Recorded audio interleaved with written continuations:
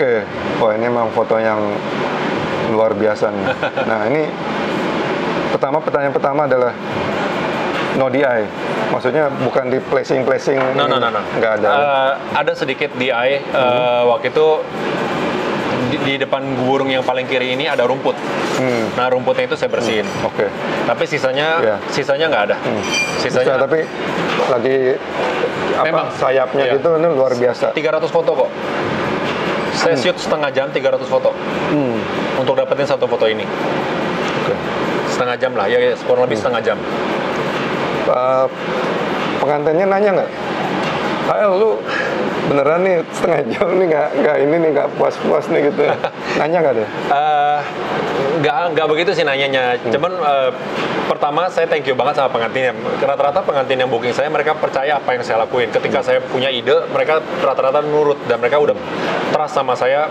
Saya bakal bikin foto yang saya bakal bikin sesuatu nih. Kalau saya udah serius kayak gini, pasti saya ada bikin sesuatu. Dan waktu itu mereka nurut aja. Paling ya sesekali mereka kayak capek kan, udah lagi pose nos-nos nggak senyum, atau udah pose nos-nos tapi nggak senyum, atau nggak nengoknya udah mulai salah gitu. Tapi yang penting adalah waktu itu saya terus komunikasi, nggak diem. Jadi walaupun saya sambil pose foto, saya tetap ngomong, ayo leletan apa, ayo tunggu dikit lagi, aduh coba lagi sekali lagi sih. Jadi saya selalu ngomong sama mereka, aduh hampir gitu, dikit lagi ya, coba lagi ya, aduh saya keren banget nih, kalau udah jadi keren banget. Nah, saya selalu ngomong kayak gitu, selalu komunikasi. Jadi mereka juga nggak, kalau misalnya saya diem nungguin, terus mereka pose di sana, mereka pasti akan kebingungan, awkward. Ini apa sih, ini gimana sih gitu. Nah, ini gimana? Sayap kepakannya ini benar-benar ajaib. Ini gimana nih ceritanya nih, cara ini? Tim saya lagi lemparin makanan. Jadi lagi kasih makan, karena lempar makanan. Dia turun. Mungkin karena lagi lempar tanam. Kan mereka memang lagi di situ. Karena ada tangan lagi ngelempar makanan, mereka kayak kaget. Terus mereka kayak mau terbang. Kayak mau bareng gitu. Bareng. Nah, itu luck sih, butuh luck gitu loh. 300 jepret ya? Ya, hampir 300 lebih lah. Lensa berapa mili tadi? 20 mili ini. 20 mili ya. Yang saya suka adalah komposisinya kok. Kalau kok perhatiin, orangnya nih dalam bubble yang tepat. Ya, ada bubble di sini, nggak crossing gunungnya, flare-nya juga nggak ganggu ke orangnya. Sayap yang sini dia lebih tinggi, ya. Sayap sini lebih pendek. Tapi komposisi. Tapi posisi matahari lebih ke kiri. Iya. Jadi, makanya ini perfect banget sih. Iya. Makanya karena terlalu perfect kadang-kadang jadi pikiran nakal, maksudnya apa? Tinggal di orangnya udah di ini, burung yang kanan ambil dari ini, burung yang kiri ambil dari ini. Saya berani kasih lihat raw-nya. Iya. Gitu. Jadi ini enggak. Jadi secara komposisi ini saya suka banget. Matahari lebih ke kiri. Tapi dan gue juga jadi lebih suka lagi, maksudnya karena memang lo dari awal kan lebih menyatakan bahwa kayak gue nggak mau diulang dan nggak mau terlalu inilah. Kalau dari gue kan kadang-kadang yang mungkin kayak komersial atau apa kan, udah gini udah langsung kebayang nih pengantinnya udah fotonya sendiri, udah selesai dapat itu, ambil 10 jepret aja udah dapat, nanti burungnya untuk kiri cari lagi, kanan cari lagi, kira-kira udah nanti bisa di ini dan bisa banget. Moodnya masih tetap ini. Kayak gitu bisa banget. Cuman gini, buat saya dengan cara saya bisa bikin foto kayak gini. Tapi buat saya ketika saya dapat foto ini benar-benar dengan tanpa DI, itu semangatnya beda kok. Satisfaction-nya tuh beda banget. Once bisa dapat foto kayak gini tanpa DI, itu satisfaction-nya bukan main kok. Lokasi di mana? New Zealand. Jam? Kalau nggak salah sore, jam 4-an. Jam 4, jam 5-an. Ini kan matahari udah mau turun. Yeah. Nah, ini foto di pantai ini bisa ada gini-gininya, gimana nih ceritanya? Menarik banget, bisa pas banget ininya ya? Ya, jadi gini kok, kayak yang tadi kan kita udah sempat bahas ya, gimana caranya kok bisa tahu lokasi-lokasi dan lain-lain. Nah, makanya ini saya bersyukur the power of social media lagi. Jadi saya waktu itu belum pernah ke Perth, mau ke Perth, saya cuman hashtag Perth gitu ya, keluar tuh foto-fotonya gitu. Saya cari apa yang unik di Perth gitu kan.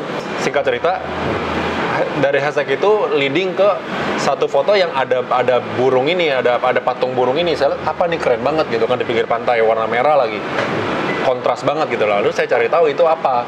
Dari situ saya bisa ternyata itu recent post, bener-bener baru di post. Waktu itu saya mau pergi Maret, itu baru di post Februari gitu loh. Saya udah scouting dari Februarinya, dari Januari lah saya waktu itu scouting. Nah, pas saya dapet nemu ini di Februari.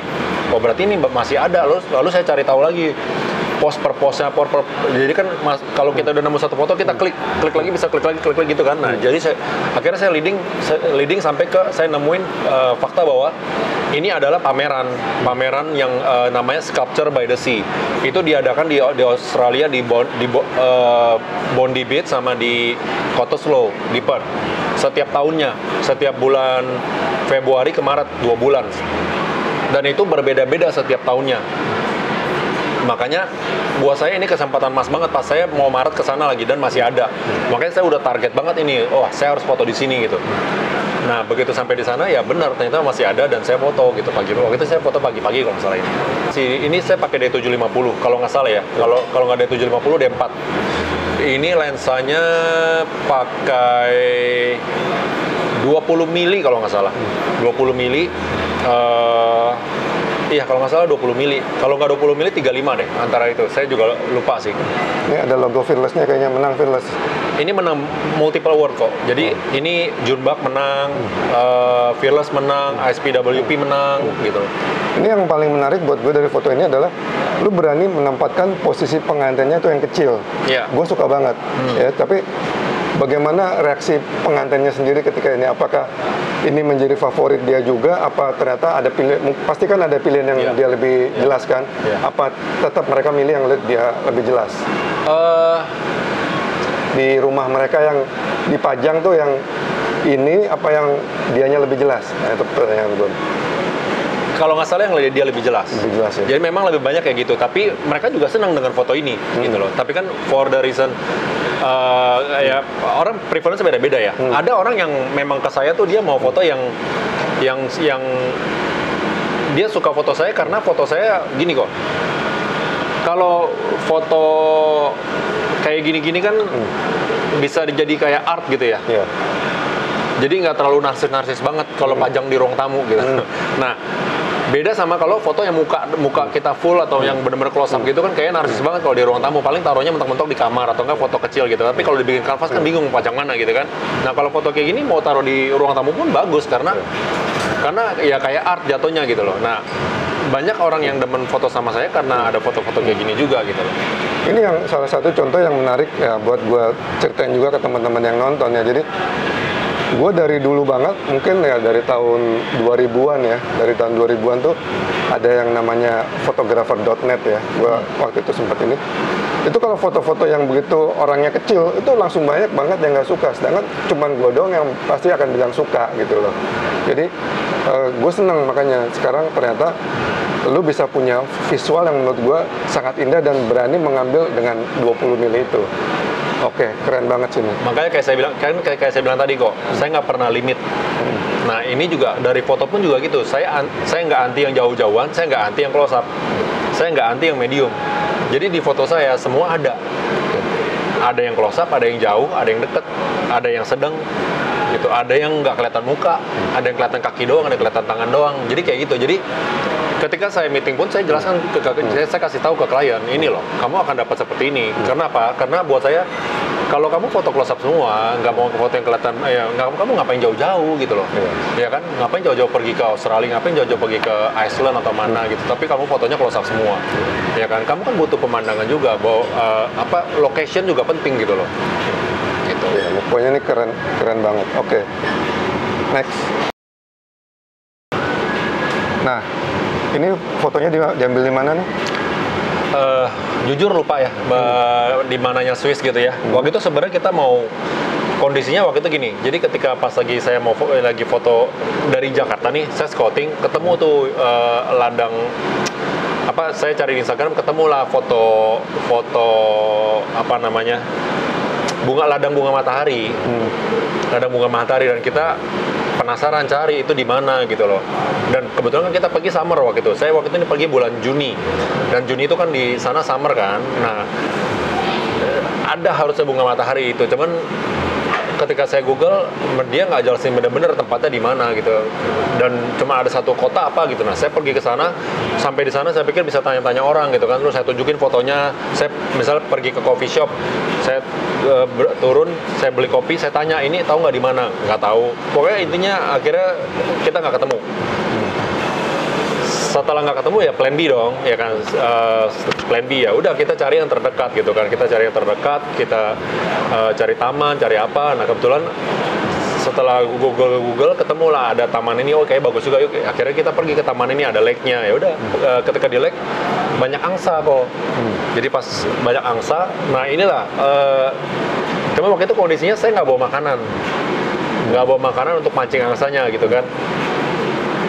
Nah inilah keajaiban Tuhan lah, saya nggak tahu ya, miracle lah kalau saya dibilang. Pas lagi saya nggak tahu, pas nggak bawa makanan, saya jalan, saya lihat ke tanah, saya lihat ke bawah, ada biskuit kok, biskuit gede-gede kayak 3-4 lembar. Itu ada bebek di situ, angsanya banyak banget di situ, dan ada biskuit di dekat mereka, itu nggak dimakan. Saya pikir itu apa ya, saya kayak biskuit kok, terus saya ambil. Mungkin orang punya jatuh kalau atau gimana, saya ambil, saya potek, saya lempar, dimakan. Kan lucu. Makanya, oh langsung udah saya pakai itu buat mancing gitu loh. Saya pancing ya. Aslinya jadi di balik foto ini sebenarnya ada makeup artist yang lagi lari-lari kiri kanan. Jadi saya thank you, ada waktu itu makeup artistnya Nita ya, NJS Makeup. Nah dia lari-lari tuh kiri kanan, saya thank you banget buat sama dia juga. Jadi dia waktu bantuin. Jadi waktu itu ada bisa dapat love kayak gini. Kliennya kan saya suruh jalan dari kiri ke kanan gitu kan. Nah, si makeup artisnya si Nita lari tuh dari kiri, pancing ke kiri, pancing ke kanan. Begitu udah lewat frame, dia pindah ke kiri gitu kan. Bebeknya lari lagi ngikutin. Terus dia kalau udah sini balik lagi ngikutin, balik lagi ke kanan, ngikutin lagi bebeknya. Nah, ada satu titik ketika bebek yang lain ngikut, ada satu bebek yang ngikut yang ini. Gitu loh. Bisa pas banget ya bentuk. Pas banget kan ya? Kita ngebarskan kan saya ngebars. Jadi ketika bebek yang satu nggak ngikut, yang lain ikut jalan, kebentuklah love ini gitu loh. Ini cuma satu shot doang dari semuanya. Satu shot. Wow. Saya banyak yang kayak gitu. Jadi shot. Jadi saya banyak foto yang saya pun nggak bisa niru lagi kok. Saya banyak foto yang kayak gitu, dan saya memang cari foto yang kayak gitu yang kalau bisa foto gue nggak ada yang bisa tiru. Bahkan saya sendiri pun nggak bisa tiru. Gitu. Tapi ini juga beruntung ekspresi pengantinnya juga pas, cukup masih cukup baik. Komposisinya pun walaupun sebenarnya nggak terlalu sempurna karena secara komposisi kakinya kepotong ya sama angsanya. Kalau dia bisa kelihatan full dalam satu bubble akan lebih bagus lagi. Tapi ya di situlah serunya fotografi gitu, ya kan? Kameranya apa sama lensanya? Ini saya pakai D4 seingat saya. D4 lensanya 3514. Pakai lampu lagi apa enggak? Enggak. Available. Oke, nah kalau dari gue ini menarik ya karena ini mengingatkan gue dengan gaya ada fotografer luar yang gue suka juga namanya Aniset Dr. Querda ya, gue cukup tertarik dia juga punya ide dengan gini, dan gue juga bisa bilang bahwa ini nggak niru dia, tapi ini memang ide yang universal dan original, dan gue yakin kalau si Aniset ngeliat juga pasti dia akan kagum juga sama foto lo ini. Oke, ceritain dari awal dulu deh, kamera, lensa. Kamera D750 waktu itu. Lensanya ini kalau nggak salah di 35. Kalau nggak 35, 28 mili Nikon kalau nggak salah. Jadi saya lupa sih, antara 35, 25, antara 35 atau 28. Jamnya? Pagi ya. Sunrise ini. Sunrise, makanya matahari selalu nyampe. Jadi saya foto selalu kalau nggak pagi, sore kok, karena kan saya shoot outdoor. Siang itu saya nggak pernah foto. Ini lu udah punya ide begini apa pas gara-gara lihat aja? Gara-gara lihat di sana. Jadi ini itu tiangnya apa sih? Tiang payungnya apa? Ranting. Oh, ranting. Jadi ini ketiga kalinya saya ke foto di Fuji waktu itu. Ketiga kalinya saya ke Fuji, saya foto pribadi di sana. Yang ke satu, yang kedua saya nggak kepikiran. Yang ketiga ini saya bisa kepikiran payung. Kenapa? Karena 2 bulan sebelumnya saya habis ikutan workshop Nikon Singapura. Ada satu fotografer yang namanya Derek Ong. Foto dia banyak pakai payung, dan dia cerita bahwa bukannya gue demen payung jadi properti, bukannya it's a must pakai properti payung, tapi karena setiap kali gue foto gue sering sial kalau gue foto selalu bad luck, hujan mulu. Makanya kalau udah hujan gitu ya gue tetap foto ya, beli payung jadinya di 7-Eleven atau apa, dia beli payung gitu loh. Nah makanya foto dia banyak payungnya gitu. Nah cuman pulang dari workshop itu ya saya kepikiran payung gitu. Jadi payung itu ada di visualisasi saya. Nah saya lihat Gunung Fuji ini pas di sana saya lihatnya kayak payung. Saya tinggal cari rantingnya, tinggal cari gagangnya apa biar kayak payung gitu kan. Saya kan suka main perspektif gitu kan. Nah saya carilah ranting gitu ya. Pas ada ranting yang lurus banget deket. Pas saya cari-cari kayak nggak jauh lah, mungkin 5 meter dari daerah saya foto. Saya cari ranting, wih ada nih lurus banget rantingnya, jarang ya, kemurahan Tuhan juga mungkin kali ya, kayak tadi yang makanan yang buat angsa itu ya. Nah langsung saya suruh klien saya pegang. Nah inilah saya salut banget sama klien saya. Saya nggak bilang saya mau ide kayak gini. Saya cuma suruh dia pegang tangan ceweknya, pegang rantingnya kayak gini. Buat mereka aneh dong sebenarnya kan. Iya, jadi setelah nggak diceritain. Jadi setelah jadi foto ini mereka baru cerita ini. Jadi mereka sambil begitu, mereka sambil ini Heckwinder mau ngapain ya? Ini kok gue disuruh pegang ranting begini ya? Mau ngapain ya? Gitu. Mereka nggak tahu gitu. Tapi mereka jadi ketawa-ketawa ngobrol gitu. Udahlah, ikutin aja, percaya gitu kan. Nah setelah jadi fotonya baru saya kasih nih mau gitu. Mereka senang gitu. Mereka happy dan mereka happy banget sama foto ini. Gitu loh. Dan foto ini salah satu yang lumayan viral juga. Dalam arti gini, ada fotografer luar yang komen.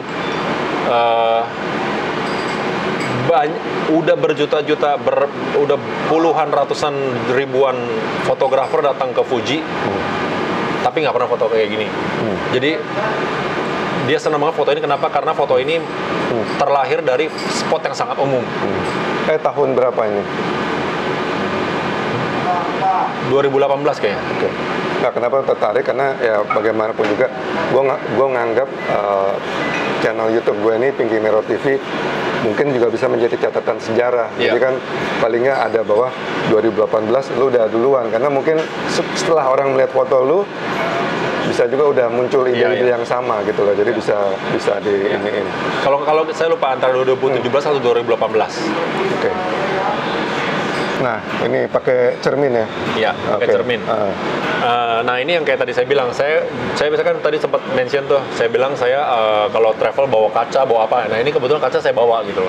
Jadi saya ada kaca 15 in kayak laptop, ada kaca bulat kayak gini. Saya bawa tuh dua-duanya kalau saya traveling dulu. Nah, kebetulan ini kemarin weddingnya di Perth. Dia mereka warga sana, warga Australia, panggil saya ke sana untuk fotoin wedding mereka. Saya terinspirasi dari waktu itu saya ada lihat foto di Fearless yang menang pakai kaca kayak gini, tapi beda konsep. Saya modifikasi, jadi amati, tiru, modifikasi gitu, ATM ya. Saya selalu gitu, jadi saya nggak pernah saya contek copy paste mentah-mentah, pasti saya rubah. Waktu itu kondisi gini, tamannya flat kok. Jadi ketika tamannya flat, kan mereka mau foto nih, kita pergi ke taman dan tamannya flat. Lalu saya berpikir kan, maksudnya gimana cara biar kreatif ya apa segala macam. Saya udah pikir-pikir di tamannya memang nggak bisa diapa-apain. Lalu ya saya lihat ke langitnya bagus ya. Terus saya langsung kepikiran foto yang, karena saya belajar secara visual, saya kepikiran tuh foto yang pakai kaca gitu loh. Saya udah pernah lihat, coba saya praktekin gitu loh. Saya suruh mereka tiduran di rumput. Hadap-hadapan kayak gini, saya framing dengan kaca bulat ini, kebetulan saya bawa. Nah, lalu ya bridesmain groomsmainnya saya suruh pegang dari atas, lu sudah lihat ke bawah, lihat ke kamera, dan saya tiduran di sebelah groomnya. Kebayang sih. Lensanya pakai berapa mili? 20 mili nih. 20 ya. 20 mili. Gitu. DI-nya banyak kan? Enggak. Hampir nggak ada DI. Nggak ada DI, hampir nggak ada DI sama sekali. Paling kayak tangan-tangan bridesmaidnya ada sedikit saya benerin lah. Maksudnya kan cewek kan nggak terlalu suka tangannya kelihatan besar gitu kan ya. Jadi ada yang saya benerin lah. Tapi ini juga keuntungannya karena di Australia ya. Jadi langitnya, awannya tuh masih agak ini. Kalau Jakarta kan putih kali ya. Kebanyakan kan kabut ya, polusi apa. Kalau di sana bersih sih kok. Ini pas lagi waktu itu bulan Maret. Oke. Keren. Thank you. Kameranya? Kayaknya D750. Ya, D750. Ya, oke. Next. Oke, demikian tadi ngobrol dengan HL ya, membedah 5 foto dia. Walaupun sebenarnya mungkin dikit banget ya guys, karena gue bisa bilang, gue bisa nyari 30-40 foto dengan gampang gitu loh. Tapi ya 5 dulu, kalau memang kalian demen banget ya, tulis di komentar Anda, dan kalau memang minta lagi, kalau komennya banyak, gue akan kejar lagi nih untuk foto-foto yang lainnya. Karena memang foto-fotonya itu yang satu yang gue ini adalah original ya. Mungkin ada yang sama, mungkin, tapi at least gue tahu banget dia ada kejujuran bahwa dia nggak berawal dari niru foto orang, tapi memang dari original ide-ide visual dia sendiri. Terus kedua, bisa dilihat lagi sebenarnya ide-idenya tuh sederhana gitu loh. Kayak yang Fuji tadi ya, sederhana tapi idenya tuh sangat kuat ya. Jadi gua rasa memang ini salah satu kekuatan foto lu ya. Jadi ini, dan itu juga sangat gampang untuk teman-teman juga bisa jadikan inspirasi gitu loh. Jadi ya mungkin nggak harus sama persis Gunung Fuji, tapi banyak ya. Jadi dari beberapa 5 foto tadi aja banyak hal yang bisa kita pelajari. Jadi ya terima kasih banyak ya udah mau sharing bagaimana pembuatan ini. Dengan senang hati. Mungkin juga teman-teman yang ini jadi lebih tahu cerita di baliknya ini, karena memang behind the scene itu buat gue proses lebih menarik kadang-kadang dibandingin hasil akhirnya ya. Oke guys, demikianlah bedah foto bersama HL ya. Semoga kalian bisa terinspirasi. Seperti biasa, kalau kalian suka konten ini, tolong di like dan share ke teman-teman. Dan yang belum subscribe ya langsung subscribe aja. Jangan lupa ya. Ya biar bantu channel ini biar gue lebih semangat lagi. Oke, demikian teman-teman. Sampai ketemu di kesempatan yang lain. Makasih. Thank you.